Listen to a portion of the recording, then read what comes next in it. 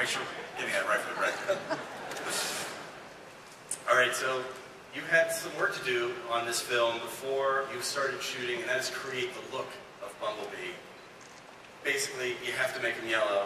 You have certain things you have to incorporate into the design. But tell us how you chose to reshape not just the vehicle form of this character, but also just his robot silhouette. Yeah, so, you know, coming from a background in animation, one of the things that you start with nothing. You start with a blank canvas. You create entire worlds. You build characters. And one of the great things about animation is that it's, in effect, it's a distillation of feelings and ideas, thoughts. And so with the Transformers, you know, I think anytime you have giant hunks of metal that are bashing into each other, you got to be very, very careful about how you approach it, because at some point it can be incoherent what you're looking at. It moves from seeing two giant robots beat each other up to, you know, two Radio Shacks reenacting the Kama Sutra. It's like you can't even tell what's happening. It's a different movie. It's a different movie. One I'm interested in, but it's not this movie. And so I was a child of the '80s, so I grew up loving that first wave of Transformers. And for me, I thought it was magical. I thought it was wondrous. I'd never seen anything like it. And so for me, you know, with a smaller cast, knowing there was going to be some high-octane action sequences where we have these robots smashing into each other, I wanted to make sure that at a glance, every single one of them, you could tell that they were. Every single one of them had to have its own unique silhouette, its own unique color scheme, so you always knew what was going on screen. And so with Bumblebee, he's our hero. You know, we didn't start with a blank canvas. We have 10 years of films that come before this film, but because it's set 20 years prior, it gave us some liberty to harken back to that original wave of G1 designs, which I absolutely adore. So what was it from the year for G1? Yeah, that was you did applause, but that's fine. For G1, I waited a long time for G1 to come back. The cartoon, you mentioned being a fan of this original design. So what is it from the animation that you were able to incorporate? It's not exactly the same. Those were kind of blockier looking robots in the cartoon, but what could you take from that and work into the Bumblebee design for this film? It's something of a hybrid. It's a modernization. I mean, Bumblebee, he's got a lot of moving parts, and it's a beautiful love story between these two characters, between Hailee's character Charlie and Bumblebee. And so you wanted to make sure you didn't want to fear for her life every time she approached him, like her hands were going to get eaten up by all these gears and everything. So we definitely lean into that kind of the simpler plating of the G1 designs, while also bringing some kind of a modern aesthetic to it. So it's something of a hybridization of those things. So your 2 Academy Award nominations come from animation. You're a fan of animation. This is your first big live-action film. What skills from your previous work were useful here, and what kind of stuff did you have to learn in order to take this project on? Yeah, so, I mean, they're not completely the same, but there is an analog between the different processes. I mean, we have the same departments, the process is much slower. You know, sometimes you chart, as you're making a film, you chart progress by page count. And so on a typical good week in animation, we'll do 2 pages of a script. On a decent day in live action, you'll do 4 pages of a script. So you see the kind of the speed difference. It's much, much faster in live action. But there is a huge component on any one of these big visual effects films that is animation. I think people don't think about it. They think, oh, it's visual effects, but no, it's animation. Bumblebee is an animated character. And so I approach our animators like you would approach actors, because that's what they are. Bumblebee has to give a performance that's as believable, as authentic, and as moving as Hailee Steinfeld. So approaching it from that prism, really making you feel like an emotional creature, I do think it allows the audience to attach more meaningfully to this character and hopefully forge a more emotional connection with him. So we've seen a trailer already, but the trailer keeps the plot basically under wraps. What can you tell us about the story of Bumblebee? It's in effect, it's an origin story. I mean, in all the different iterations of the Transformers, from the comic books to the cartoons to the films, Bumblebee has always been the one Transformer with the greatest connection with people, with the most affinity for humanity. And I always thought that was fascinating, even as a kid. It's like, what is it about him and what is it about us that allows these things to connect with each other? This film effectively answers that question. It's an origin story. We find out who he was before he met us, and then his experience, why he becomes the character he becomes because of this journey that he goes on over the course of the film. And we really give us an opportunity to take a deep dive into this character and understand what he's about. And it's a way of looking at Transformers that I don't think we had before. So you have certain elements of the story, but can we say he's alone? This is the Bumblebee story. There aren't necessarily a lot of supporting members members of the Autobot team alongside him. What's he doing here on Earth? What are any of us doing? That is the existential question. Why are we here, indeed? Yeah, you know, it's funny because I started to think about, you know, the experiences that our female lead, Hailee's character Charlie, is going through, and the idea of adolescence. Because Bumblebee is always something of a, he's kind of like an adolescent character, and you think about those experiences that you go through in that time of your life. And that's sort of the framework by which I looked at this character. You know, we're always changing, we're always evolving, we're always trying to find our place, we're always trying to either fit in or stand out. And oftentimes we do feel completely, utterly alone. That was my experience in adolescence, and that was something, you know, channeling that human aspect in his character that I thought was kind of fascinating. So one of the things I think we can reveal here is, you know, obviously he's visiting our world. Do we get to visit his world in this movie? Yes. The idea of me being able to make a Transformers movie and not see Cybertron, I mean, come on. If they're going to give me the opportunity and the money to do that, I'm going to do it. So yes, we see Cybertron, and let me say, it is awesome. So you get to do some new things, and there's some new sides to that world? Yeah, so, I mean, again, it's a much more pared down, you know, cast of characters. It really is Bumblebee's story. We have a handful of other Transformers within the film. But, you know, for fans of the series, you can come into this film not knowing anything about the Transformers and still enjoy it. But for fans of the franchise, the stories, the comic books, the toys, there are all manner of layers in this film that people can enjoy. And so, as someone who grew up loving these things, it was a field day. I felt like I was a kid who was playing with my toys just on a big stage. All right. Well, he's not entirely alone, though. I mean, he does have some human allies, and we're going to bring out two of the actors who play them. Hailee Steinfeld plays Charlie Watson, kind of the young gearhead who discovers this rusty old VW home. And George Lendemore Jr. plays her pal Memo.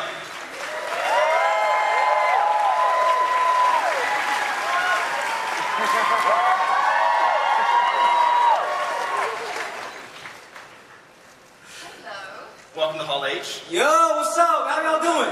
Y'all good? Hey! What's up? All right, Hailee, tell us about Charlie Watson. We saw a little bit of her in the trailer, but she's a young woman who mechanically inclined. Very, very much so. Well, we meet Charlie Watson as your sort of typical misunderstood teenager, and she has experienced a major loss in her life, and she's constantly trying to basically find that freedom that she craves and fill that gap of loss with love or friendship or someone that understands her and sees her. And like I said before, she's craving this sense of freedom, and she sees that within a car that works. And she goes on this journey of finding that car and makes this unbelievable discovery that this car she ends up finding is not only a car. And then this beautiful journey of her and Bumblebee sort of begins. Changes her life, but that's even before she realizes it's a robot. She thinks this car is going to change things for her, right? Where does she want to go before she gets involved with the Autobots and Decepticons? Right. Well, she wants to sort of start her own life. She wants to be her own person. She wants to move on from any sort of negativity that's ever been in her life, and she wants to connect with what she's lost through this sort of escape. That makes sense. George, tell us about Memo. Oh, Memo. How does he know Charlie? You don't even know. No. Memo is, I'm new to the neighborhood that Hailee's character Charlie lives in. I think she's kind of cute, and I'm vying for her attention, and that kind of leads me into this great big Bumblebee adventure. I think she's a beautiful person, and I try to see Charlie for who she is.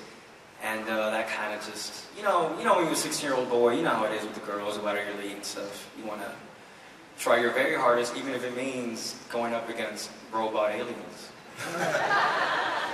What else is he into besides his neighbor Charlie? Like, what other kind of things? I will say he had a Larry Bird poster in his room, so that's interesting. So he's a big fundamentals type of guy. GoBots. He mentions them, I think, in there, and he likes everything that we like. All right, you know, I think Memo really speaks to like the inner geek within us all. You know, the things that people might not think are cool, but you know that they mean something. You know that they're special. And those are the same likes that I think Memo has. I'll say this, we see Memo's bedroom, and I'm a little bit ashamed to say that it basically looked exactly like my bedroom. Shameful. Hailee, Travis has said earlier, referred to it as a coming-of-age story. What does that mean for her, and what does it mean for Bumblebee? Well, I think that, I mean, it speaks for itself. This is a character that is finding who she is and what her place is in this world, and finding her voice, so to speak, and so is Bumblebee.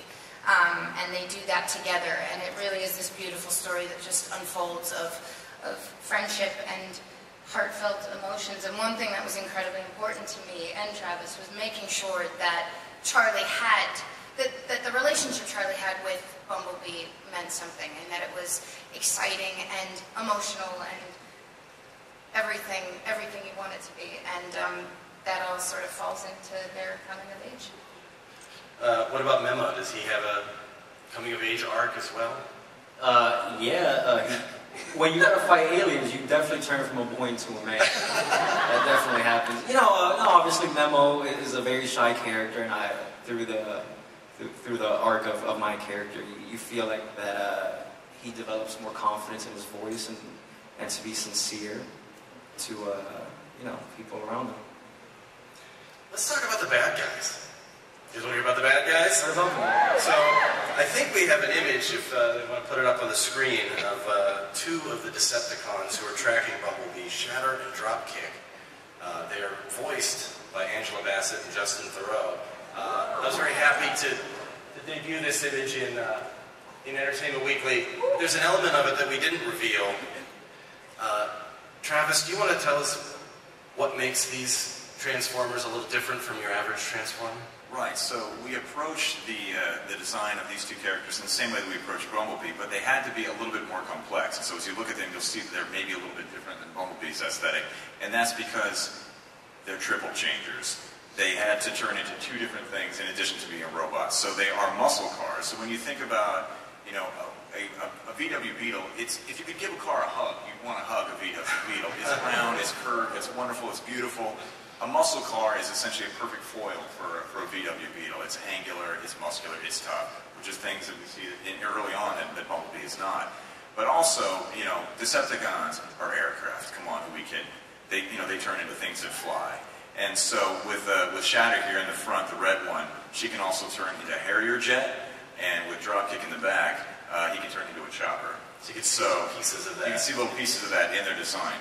For the design, interesting. This is super like deep dive geek stuff. For Shatter, I was inspired by the design. There was this robot ninja character called Nightbird in the original animated series. She was awesome, and that inspired some of Shatter's design. And with Dropkick there, that kind of the helmet and the shapes and the facets there were inspired by Megatron's design. So we're trying to fuse those things into this new modern aesthetic. I'm just going to tell a very quick personal story. I have a 5-year-old son who loves Transformers because he saw the little G1s in my office. And so I'm like, oh cool, let's watch the cartoon together. And when we got to that episode with Nightbird, he's like, when we watched this, he's like, always wants to go to eBay to buy whatever ones we didn't have. He's like, can we get that one? The Ninja Robot didn't exist. You're bringing it back. I'm so glad. Of its own kind, yes. Well, there's another Transformer, another Decepticon in the story, and we glimpsed that character in the trailer, and a lot of people have been wondering who the Jet might be. Can you tell us a little bit about who that is? Yeah, so I've seen some feedback, some chatter on the Jet. I'm going to break a few hearts here today. It is not Starscream. I know. Oh, but it's all will be revealed when you see the film. But you have to remember, Starscream has a very iconic design in Michael Bay's Transformers film. But you have to remember, going back to the original iteration of the Transformers, the Seekers essentially had the same design aesthetic. All the just all Thundercracker and Ramjet and all those guys. So this specific the jet that we see in the trailer, that is a character called Blitzwing. He's super awesome, and he has that same design aesthetic as a G1 Seeker, and it was an opportunity to, again, weave that thing in while still trying to do something different.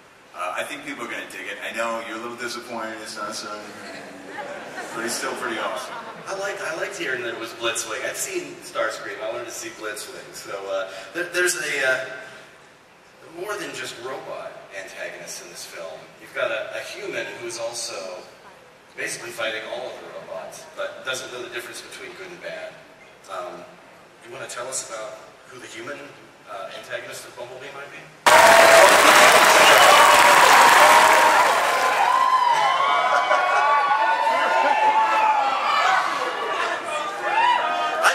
I think we should have the whole room, like 7,000 people, say that name all at once. You ready? 1, 2, 3. Yeah, but those 7,000 people are also going like, yeah, but nobody's up there. I can't see anybody. But thank you for making me invisible and including me in this wonderful, wonderful panel. Hello, everyone! Man, I just got really excited real quick. That's how it goes with me, though. That's a story for another time. Whatever. All right, great. So, what's going on? All right, John, you fought some big guys in your time. You're going up against shape-shifting alien robots this time. Yeah, totally qualified to do that. What makes Agent Burns an antagonist? He thinks he's a good guy, right? Yeah, this is where it gets awkward. Because I've been sworn to secrecy, and I'm not supposed to talk about stuff, but I see all these people out here, and I want to explain myself. Why I think I'm right. I'll just say that Agent Burns knows that he's right, and that's the reason why he does sometimes the naughty things that he does. How does he feel about humans who help these interlopers? You know, Agent Burns is a complicated man. Damn, he looks good in a suit, though. And I guess if he figures that if humans would help these things that he believes are not so good, he would also think that those said humans are not so nice. Hailee, how does Charlie feel about a guy like Agent Burns? Oh, well. She thinks he's awesome. Does he have a lot of respect for authority? That was what I was guessing. Oh, you're not completely wrong. Right, well, this is good. I don't know how I want to answer this. Yeah, you do. There's a difference, I can say. So Charlie feels one way about Agent Burns, right? And there's the obvious, because he's trying to do something that she disagrees with and doesn't like and isn't happy with. So, of course, she's going to do whatever she can to stop him. Yeah, but we all know that Charlie's like stuck in her ways and stubborn and an adolescent. He doesn't know a lot about life, and a guy with more life experience can be like, hey, I've been through what you're going through, and I'm kind of trying to teach you lessons and stuff, and you're doing wrong. But, I mean, what else? What else? George, how about Memo? He said he's the shy guy, and John is notoriously shy. I think he brings that to all of his characters. You do. It's intrinsic. I mean, I feel like Agent Burns is one bad mother. Shut your mouth. Shut your mouth. Yeah, okay, that's true. What are you talking about? I mean, look at this guy. He's huge. Look at me. The one person. I'm not going to fight. That's good, thank you. Sean and I are showing our age up here. Yes. Just want to say good luck. We're all counting on it. Travis, you want to say anything about Agent Burns?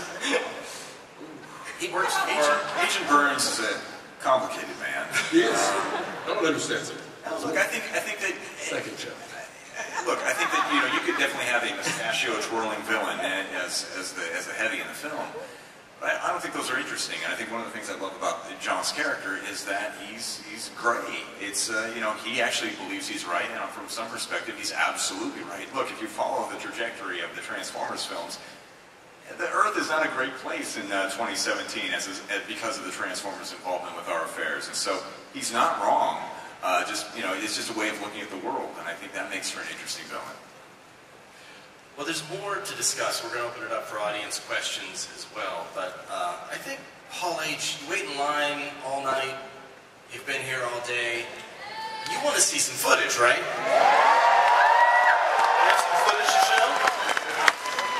wait a second. That was only like the front section. True. John Cena expects more from you guys. Again, I hear all. This is my first Comic-Con. First time I've ever been. That's like a 4.5. Because then you have to remember, I've been in front of massive crowds of crazed fans, and all I heard about when I came to Comic-Con, I was like, it's crazy! It's so loud, you can't even believe it. And here we are, about to show you some stuff that we think is really cool, and you guys obviously want to see it. I think we should try that just one more time. All the way in the back. Do you want to see some footage?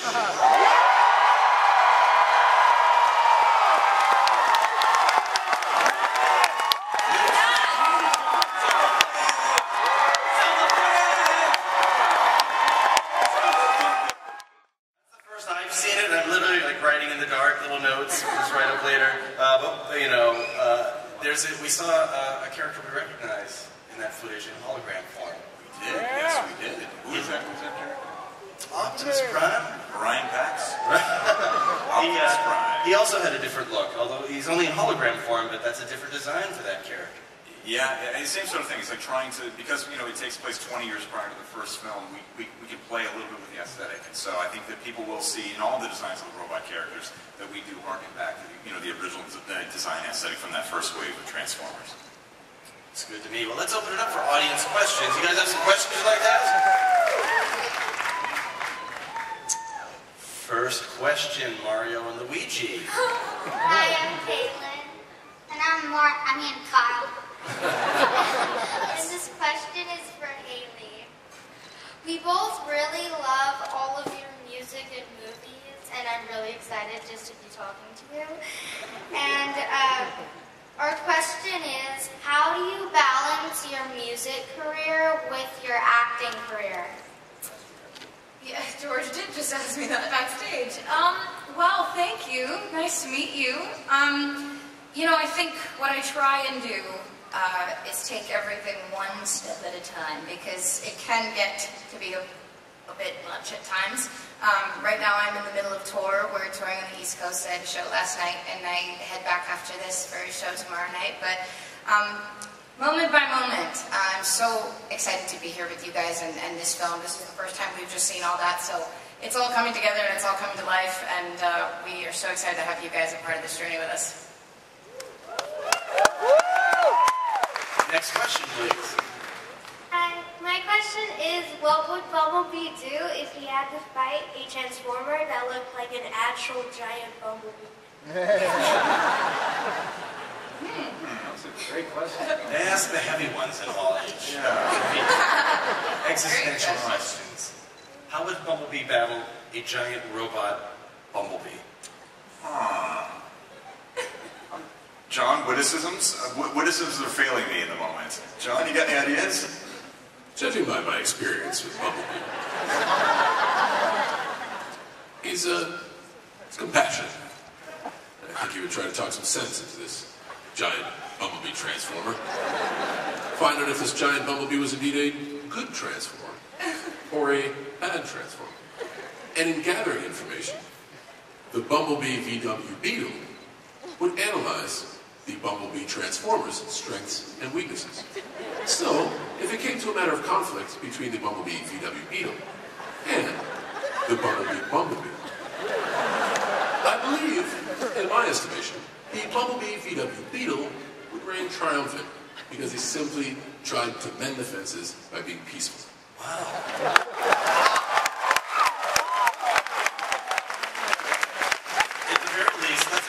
What the hell do I know? I'm the only dude that's suited Comic-Con. Let's take the next question. Hi everyone, John Cena! What's up? First of all, I love the memes circulating around you, and my Wait a second, they're making memes of me?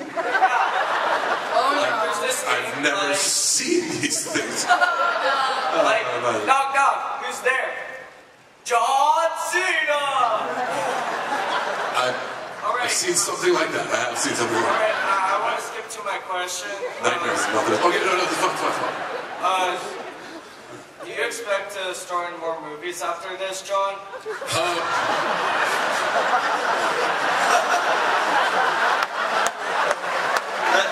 pressure is on. Jeez.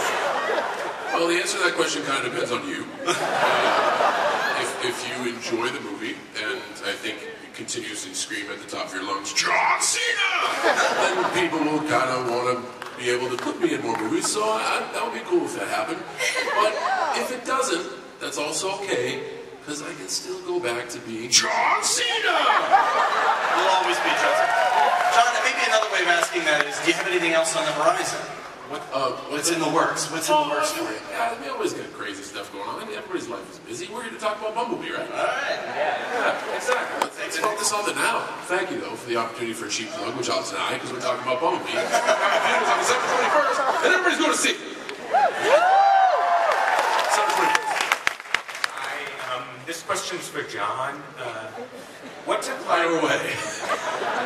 What's it like going up? I mean, what's it like transitioning from a hero like Ferdinand to a villain like a cold-hearted villain like this, trying to destroy the hero? So, good question. I couldn't help but notice you said villain and stopped yourself just to insert the words cold-hearted. A skosh judgmental, and I'm a bit offended. But, in all totality, it's awesome. I've had a wonderfully successful career in the WWE, and thank you. And I pride myself on kind of my character there, and I know that that's probably not going to evolve past being a good guy. Like, I don't know if I'll ever be a bad guy in the WWE. So it was extremely inviting to be kind of be gray in Bumblebee and believe that what I was doing is right, but be essentially a bad guy. So you guys will get to, I guess, all those WWE folks who are looking to see a heel John Cena, and that's inside baseball, a bad guy John Cena, we'll be able to kind of get a glimpse of that for Bumblebee. So I'm really excited about it. I'm Christine. So what was it like working with something that wasn't there like Bumblebee, especially in that scene, the garage scene that you guys filmed? Well, Is this for you? I mean, sure. It was definitely challenging, to say the least. Luckily, we did have a man on stilts in that scene, We particularly. did. We had a circus performer who walked around on stilts to basically give Hailee a sense of what the physicality of a giant robot would be like. Yes, he was great. At one point, he was like, his facial expressions were so, elaborate, because he was trying to help me and react with his facial expressions. It was an interesting time. But yeah, it gave me the sense of what it would feel like to have him around me. But other than that, it was a tennis ball on a stick. Yeah. I think a lot of people don't necessarily appreciate that when you see an actor on screen with something that was generated in a computer, it's just ones and zeros, that in the moment, there's nothing there. And so Hailee has to give a very believable performance with something that she can't even see and imagine what it could be. Now for me, from an animator's point of view, it's all in my head. I see everything that's happening. I see Hailee and I see a robot there, interacting with her. But for an actor, I mean, it has to be an authentic, believable, emotional performance for us all to buy into it. So I think it really is a testament to Hailee's talent and the talent of the rest of our cast that they were able to kind of buy into this idea that there is this emotional creature in front of them when none existed. This young man. How old are you? Hello, young man. 7. What's your name? Alex, Alex, what's your question? what is Bumblebee's favorite song? What's Bumblebee's favorite song? Clearly, The Touch by Stan Bush.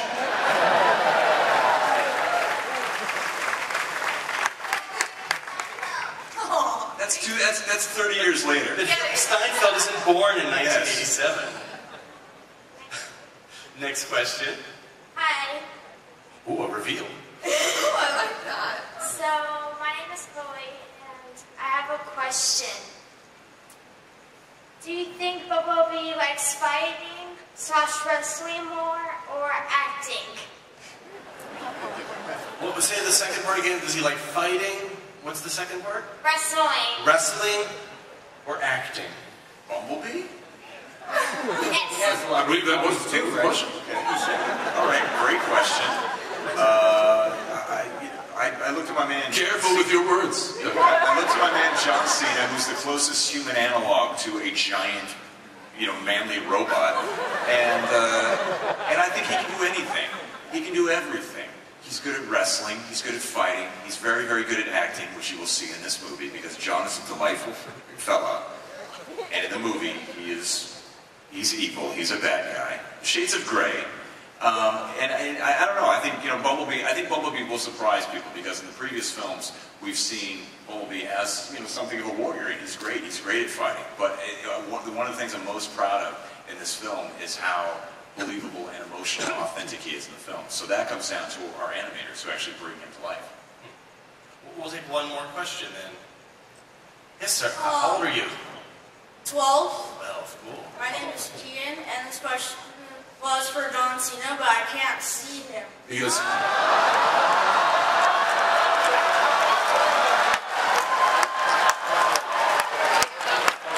amazing.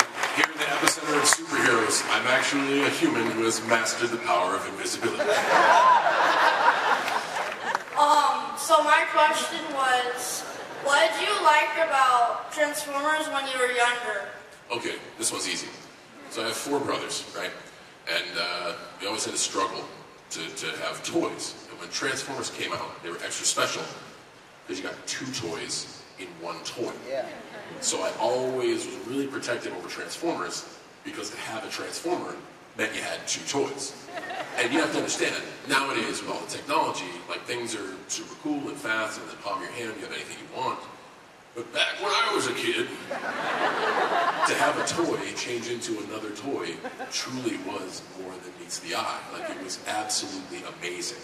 So to be a kid and to see this thing that you could only imagine be real, and then you could be creative with this thing and then change it into something else and be creative with it again, I absolutely loved getting 2 toys when I got 1 toy.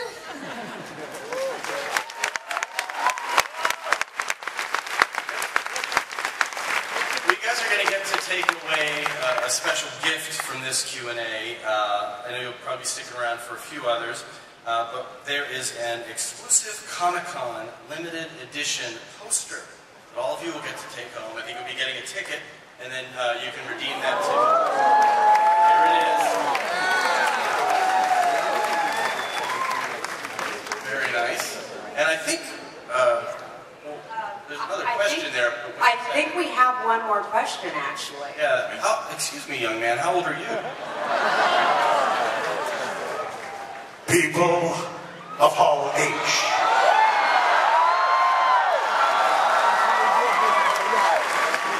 I have a question.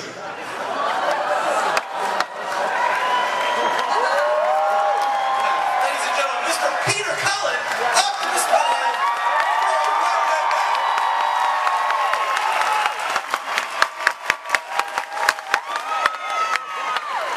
Peter, what's your question? Travis Knight. My name is Optimus Prime. I could not help but notice my absence in much of your footage. Well, I'm not sure there's a question right there. it's not really a question, in fairness. The movie's called Bumblebee. It's about Bumblebee, so it's really his moment in the sun, Mr. Cohen. Well, in that case, what does an Autobot have to do to get his own movie?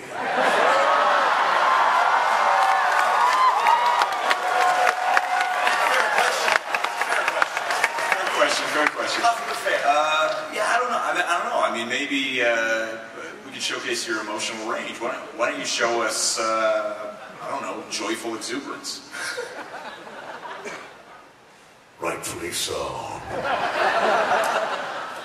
I am elated to be here. All right, I'm sold. That's it. That's the audition. Peter Cullen, Optimus Prime. Thank you, guys.